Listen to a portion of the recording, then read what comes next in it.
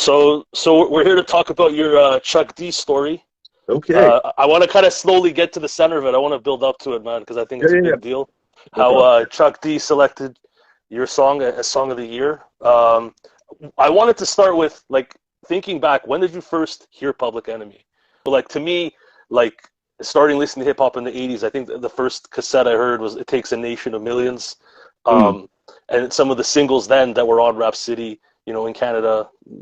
Me being from Toronto, but I thought like never in my wildest dreams could you cross paths, even virtually. There was no internet back then with Yeah, figures like yeah, this. They're like superheroes to me. Like all the Def Jam artists, Public Enemy, LL Cool J. It's just like, bro, it was like untouchable. That's yeah, where my head was at when I first learned about these guys. So yeah, yeah. Same here. I mean, these guys are like the superheroes of what they did, and me yeah, as a fan, us as fans, we're just thinking these guys are superheroes to us. They make great music, they can rhyme, they got a message, they got these huge fan bases, and we're just one of however many million people following these people. So we're not even yeah, thinking on that level. So this yeah, whole man. virtual thing is all it's still kind of new, It's even true. though it's not new, but it's still relatively new in the grand scheme. It's still a trip.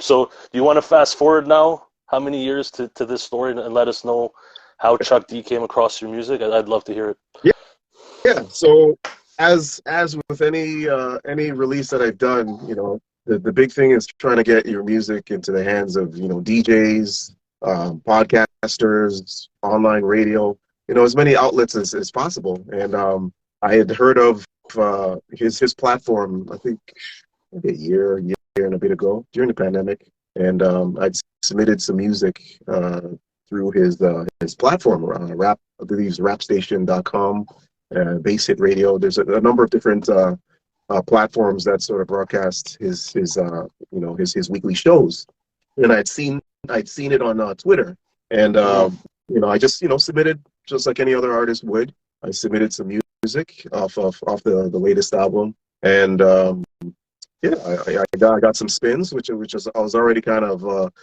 feeling on cloud nine, just Right. because you can imagine, this guy probably gets hundreds of submissions each week, each month, and to have your song get played, that was enough for me. That was Is good. is he actually shouting out the records before he plays them, or?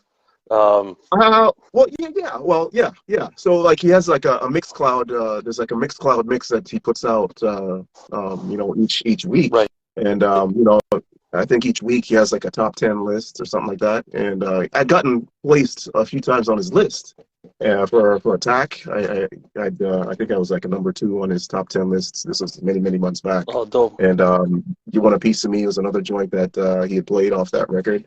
And that one also I think a few times charted. And Wow.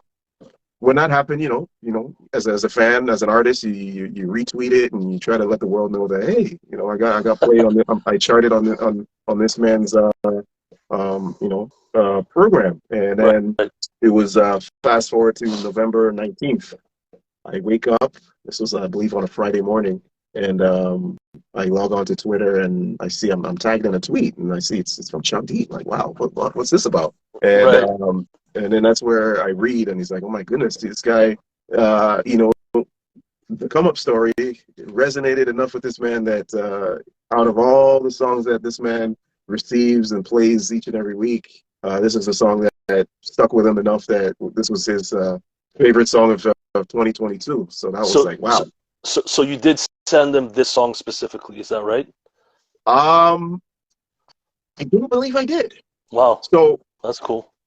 yeah, I like one of the curators. Shouts out to my man Malcolm Riddle, aka Chairman Mal. He's one of the curators that sort of works with him to. I guess they filter. He and I'm sure I don't know if he's the only one, but I believe he's one of a few. I would imagine that filters all these submissions that come through. Right. And so I'd sort of kind of built a relationship with him. And he was on the receiving end of my submissions, and he enjoyed what he heard. And Right. he had told me that, hey, man, I feel what you're doing. I'm gonna definitely get your music to Chuck D. I'll pass it along to him. And you hear a lot of things in this industry. You don't know Yeah, yeah, what's true, what's legit or not. And yeah. at this point, I just met this person online, so I really didn't have a relationship with him like that to say that this guy's solid and this guy's gonna do what he's saying he's gonna do. So, I just, submitted and, okay, cool, peace, Right, appreciate that. And then right. when it actually happened, it's like, wow, this actually did happen. This man actually did For legit for like the music that he heard, and, he passed it on to Chuck to play, and he announced my name on the program, on the that's platform, dope. and, introed the song, played it, and had some nice things to say about it afterwards. So, yeah. If I were you, I'd probably be keeping a soundbite of that just for the archives, just for the record books, personally. But how long from the time you submitted the song did you wake up to this tweet? Like, was it months or? Yeah. This was months. This was months. So Right, like right, I right. like I said, I charted a few times on his weekly lists, and then this was probably over the span of maybe 3-4 months, maybe. Yeah. So it wasn't something that just happened, overnight. It was sort of probably built up over a number of months. Yeah. Cool, cool. And so how are you feeling about it now? Did it do anything for you in terms of motivation, or where's your head at now? Kind of post this milestone, this bucket list kind of thing. Definitely, the motivation, for sure. It's just sort of reassurance that, what you're doing is, you're on the right path to doing what you're doing. There's a lot of temptation out there to kind of, follow the crowd and, follow a trend or do what other people are doing or do what you think is popular. And, Yeah, I've been doing what I feel is truly me over the past, decade plus. And it's just good to know that, I sort of stuck to my guns, stuck to, my vision of what I saw as art in my yeah, eyes, and, it's yeah, being appreciated at least at that level. That's a surreal feeling. So it's just yeah, motivation man. to keep doing what I'm doing, man.